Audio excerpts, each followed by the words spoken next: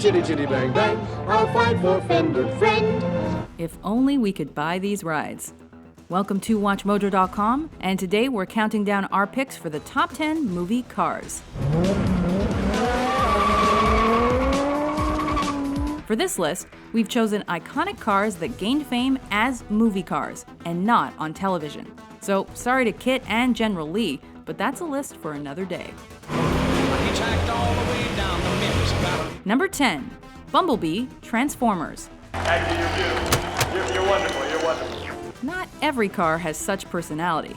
When the Transformers franchise revved its engines for live action, old Bumble got a makeover. To curb confusion between him and Herbie the Love Bug, the original Volkswagen Beetle was switched out for a Chevrolet Camaro. Not just a car, but also a robot in disguise, this Autobot gives new meaning to the term autopilot. For $4,000, we'll take him, custom paint job and all. The paint's faded.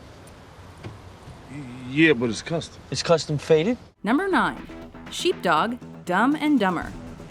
It's an '84 Sheepdog. Well, actually, it's a Ford Econoline. We're not sure we'd spend our life savings on this custom look, but then again, Harry isn't the brightest. Did you get a make on the vehicle? Yes, sir. They're driving an '84 Sheepdog. It's a shaggin' wagon though, and with enough space for hitchhikers, it's key for road trips and the occasional sing-along. Mockingbird, don't everybody have you heard? However, with the mutt-cut signage and guaranteed wet dog smell, we'll pass. But we certainly wouldn't trade it for this. Number 8.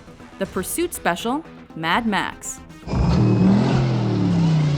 Belonging to the road warrior himself, this 1973 Ford Falcon, also known as the Interceptor, is the angry Batmobile from Down Under. Expertly modified to look as intimidating, futuristic, and Australian as possible, this stallion and its 600 horsepower engine are perfect for taking the law into your own hands. It's not that she's the only car in the flick, but even this yellow ride pales in comparison. Number 7. Christine. Her name's Christine. I like that. She was born red. A '57 Plymouth Fury, the model name gives away much of the car's personality. That's a piece of shit, Arnie. Wish she could be fixed up. While a few modifications were made both to Stephen King's plot and the murderous car herself, the ultimate concept of a possessed ride who takes many victims remained. The one upside, old Christine fixes herself, but even with the cheap upkeep, we still wouldn't pledge our love to her. Always and forever, I'll love just you. Number 6. Pontiac Firebird Trans Am, Smokey and the Bandit. Oh, look, a football game. You need a speedy car to run from the law. And this is just the right ride for picking up runaway brides, going on high-speed chases, and jumping over broken-down bridges.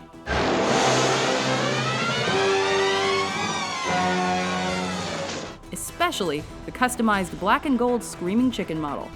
We'd look mighty fine driving this bad boy, with our cowboy headgear on and our pedal to the metal.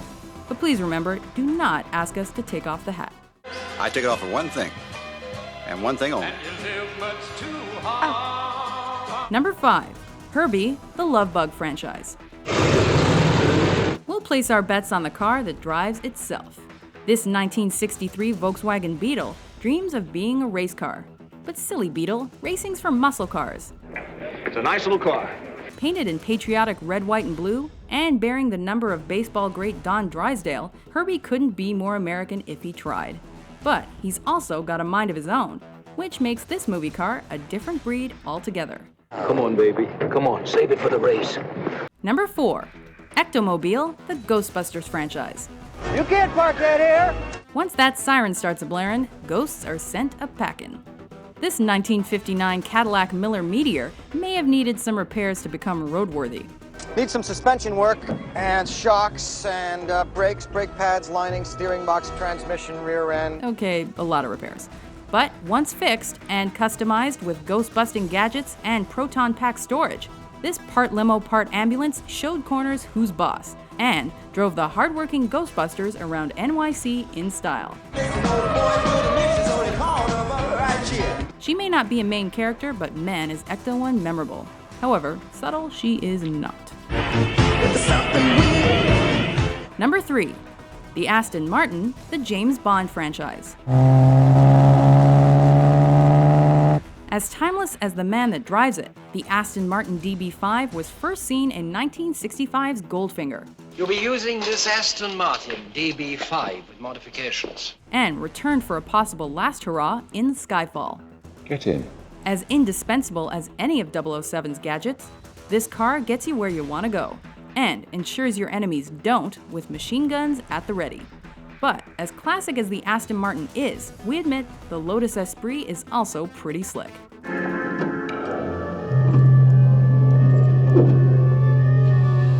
Number 2. The Batmobile, the Batman franchise. The Caped Crusader loves him some gadgets, so the Batmobile's gotta keep up with the latest tech. Batman's ride has gone through many iterations since Gotham's hero first donned the cape and cowl, but there are a few standouts, and each represents its designated era perfectly. Who can choose between the campy classic, Tim Burton's modernized model, and Christopher Nolan's tank-like tumbler? Does it come in black? Yes, it does come in black. It's a black tank. Number 1. The DeLorean, the Back to the Future franchise. Looks like an airplane. Without wings. Are you telling us that this sucker is nuclear? No. This sucker's electrical.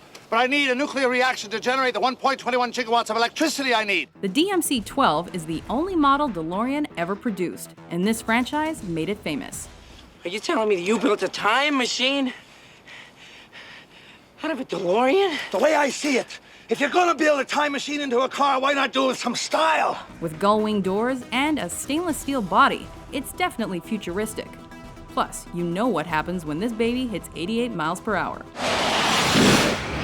Even if plutonium is hard to come by, we still want one of these to drive to Lone Pine Mall, or for those off-road experiences. Roads? Where we're going, we don't need roads. Do you agree with our list? Which do you think is the most iconic movie car? For more top 10s about your favorite flicks, be sure to subscribe to WatchMojo.com. That sounds good.